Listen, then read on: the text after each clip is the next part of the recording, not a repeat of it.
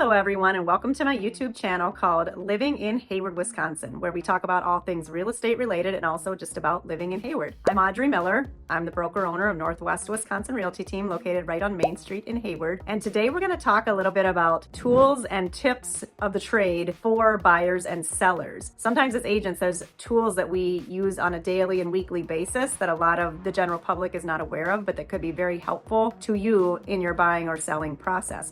So I just thought I'd share some of those tools and apps and websites that you might be able to utilize, especially on the buyer side as you're searching for properties and that kind of thing. So follow along and I'll share some of those insights with you today here on my YouTube channel.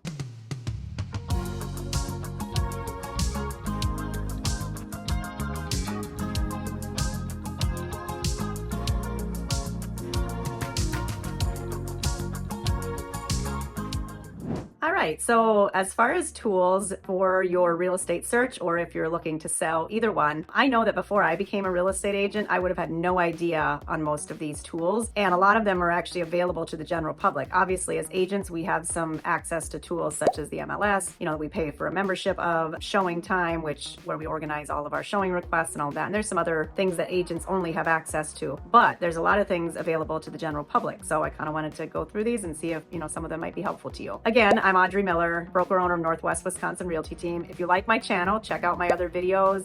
Feel free to subscribe, like, share, click on that little notifications button so that you get a notification whenever I do a new video. And as always, if you're looking to buy or sell, please reach out to me directly. I'm happy to help with either. I like to think of myself as a little bit of a real estate expert. I guess you can decide for yourself when you listen to my videos, but I am a very experienced agent in the Hayward area, one of the top selling agents, and I have lived here for about 36 years now, so have a pretty vast knowledge of the Hayward area in general. I love it here other than wintertime, which I'm not a huge fan of, but anyway, so I always try to get out of here in the wintertime, which goes perfectly with my real estate career since it's very slow at that time of the year. Anyway, but I digress. So tools of the buying and selling trade or process. The first one that I know a lot of hunters and people who, go out exploring public lands and all that have this one, but a lot of people have never heard of it. So this is a GPS based app that shows you where the property lines are in real time as you're walking. There's a dot that shows where you are on the map, and then it shows the property lines around you and who owns each property. Plus there's other information available through these apps. So one is called 𝐻𝐻.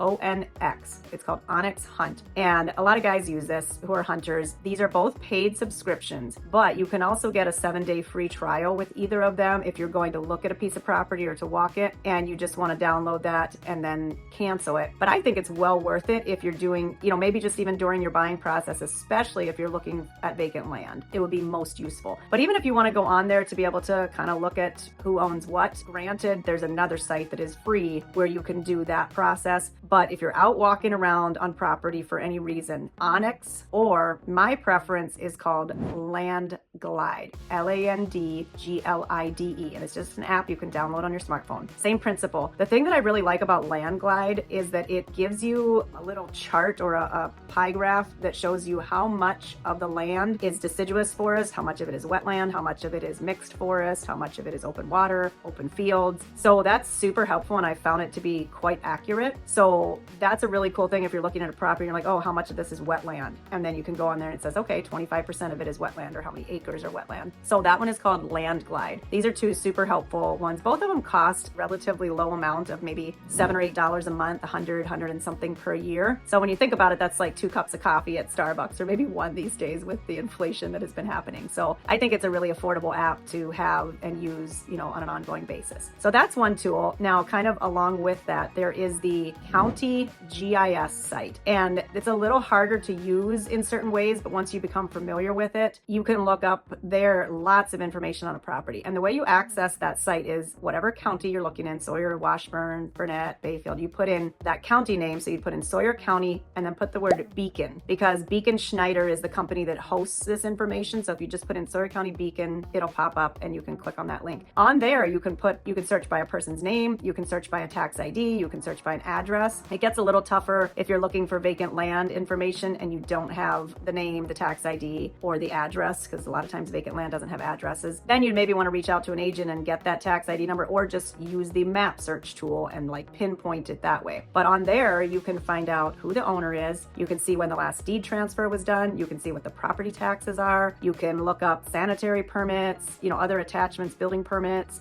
zoning documents. There's a ton of information on that site that is public record. So I never knew about that before I became an agent. I think it's like a hugely helpful thing for many purposes. So public record information that's out there that anybody can access, and that is completely free. So that is definitely another tool, whether you're a buyer or a seller, that you might be interested in using. So another tool that I would recommend, again, this is more on the buyer side, but sellers might want to use it sometimes. It's the Wisconsin DNR lake information. So if you type in the name of the lake and sometimes the county, because for instance, like Bass Lake, there is a bunch of Bass Lakes around the area. So you might want to put in Bass Lake, Sawyer County, and then Wisconsin DNR. The bottom line, what you're looking for is the DNR site. It looks the same for every lake. There's actually a comprehensive list of lakes also by county in the DNR site, but I usually just Google whatever lake I'm looking for. So I might put in 𝐬𝐫𝐽, and I would put that one. You don't need the county because there's only one 𝐬𝐫𝐽 lake, and then Wisconsin DNR. And on that site, you can find out the makeup of the bottom of the lake. So whether it's percentage of sand, muck, gravel, you can find out what type of lake, whether it's spring-fed or a drainage lake, where the boat landings are, how many of them, if there's any invasive species issues, that's often on there. It'll show the depth, the average depth, the maximum depth of the lake. It even has some tabs where you can look up whether there's any lake associations. You can find readings that they've done on the water clarity of the lake. There's a ton of information, what kind of fish are in the lake. Yeah, just that's a very good resource. Wisconsin DNR, and then the name of the lake. And kind of along with that, there's another site that is more maintained by fishermen and people who have visited and used the lake, called Lake Link. And that has more like people's actual comments on what kind of fish they might have caught, or how they liked the lake, or time they spent on the lake. So that's a more kind of a personal approach to it, and maybe a little more detailed information about people's experiences specifically with fishing. So that one's called Lake Link. And again, you would be looking it up by lake name, or maybe going to their site and searching by the lake name. And then one other one related to the lakes that a lot of people do not know about, and I only learned about this one a couple of years ago. The Minnesota University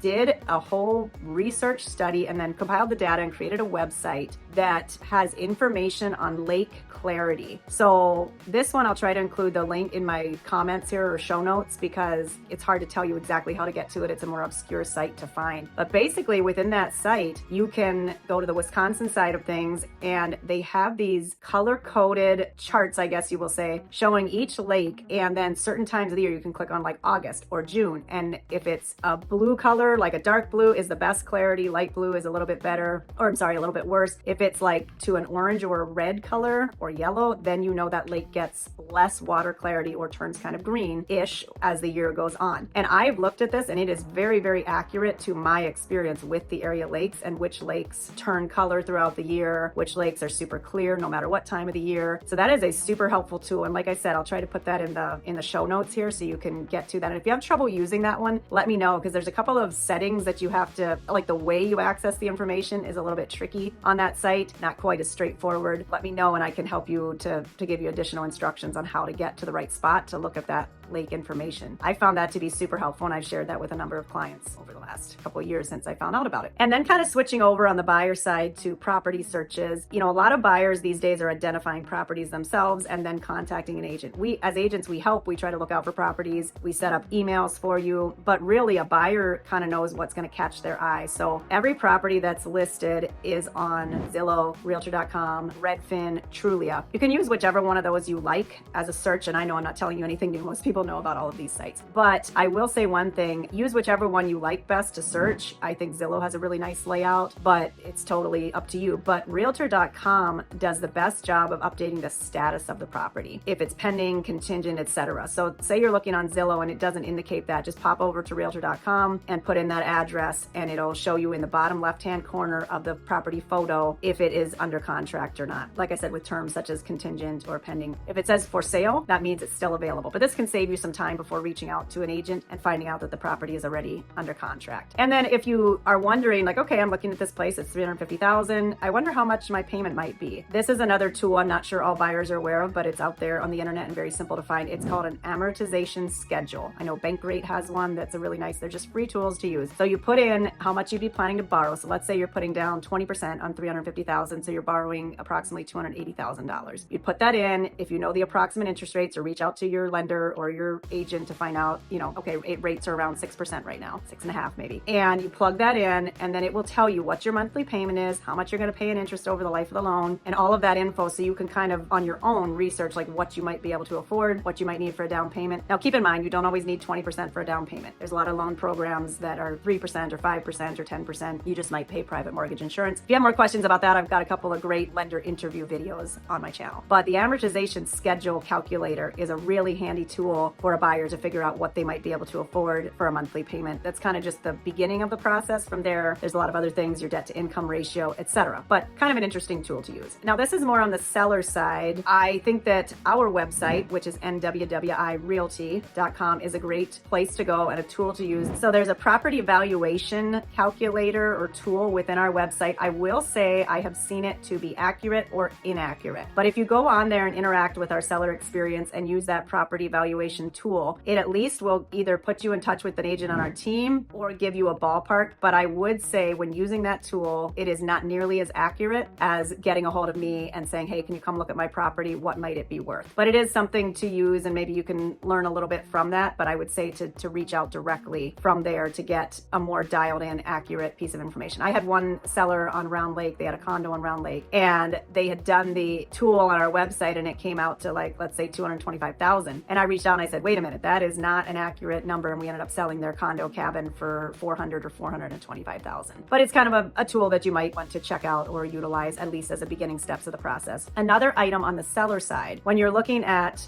selling your property and wondering the costs that are included, and I do have a video about closing costs and who typically pays for what, but outside of commission, your other major cost is going to be your deed transfer fee and the title company costs. I highly recommend Nightberry Title out of Hayward. They have offices in other places as well. Renee and her team do a great job there. And they have a calculator on their site. So if you go to Nightberry and you go to closing cost calculator, you can put in the approximate price of your property that you think it'll sell for, and then it'll tell you what your total closing costs might be related to title insurance, the title company costs, and the deed transfer fee. So that's a really nice tool for sellers to be able to use. Another tool for buyers and sellers is YouTube, my channel, of course. I got to give a plug for my channel. I think there's a ton of useful information on my channel for buyer and seller side. So check out my other videos. So that would be a tool that I would recommend, but you're already here watching. So I think you already know that. And then the only other one I had to mention is if you are looking to purchase a rental property, I think a great tool to use is going to Airbnb or Vrbo and looking at what other rental properties in the area that are of similar size, maybe on a similar lake, similar location, how much those folks are getting per night to be able to figure out your,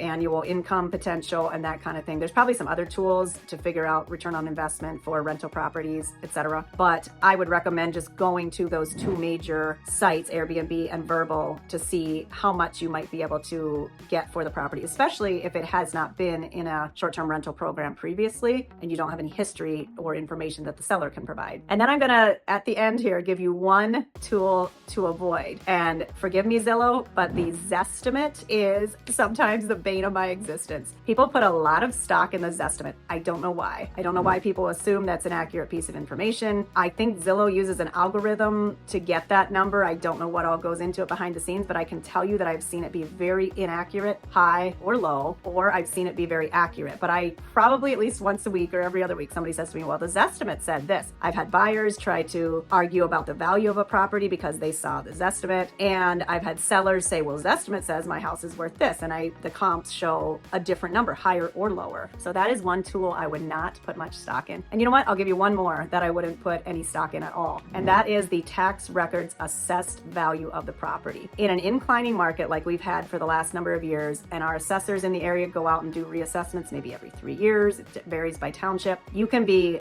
very, very different in the actual market value versus the assessed value, not appraised, but assessed. People get those two terms mixed up sometimes. So the assessed value has virtually no correlation to the fair market value. And even the fair market value that is on the county site is very inaccurate. In a market where prices are inclining, these numbers are going to be way too low. If you were in a market where the prices are declining rapidly, those assessed numbers might be too high, because this is not updated more than every 3, 4, 5 years. And I've had people call me and say, why is this land listed for $40,000? The tax records say it's assessed at $12,000. Well, if I can show you 5 other properties that just sold for $40,000 that are similar to this one, clearly people are paying $40,000 for this property. The assessed value has virtually no connection to fair market value. Plus, the assessors typically will try to have the tax value be less than the fair market value, even in a market where it's been steady for a number of years and has gone through all those cycles of assessment. So anyway, I hope you found this to be helpful. If you're still watching at the end, I should have told you at the beginning that there was going to be a couple of tools to avoid. But anyway, again, I'm Audrey Miller. I hope you found this to be a helpful video, and please feel free to like, subscribe, share, click on the notifications button, reach out to me anytime if you're interested in buying and selling, and hopefully you can use some of these tools in your buying or selling process.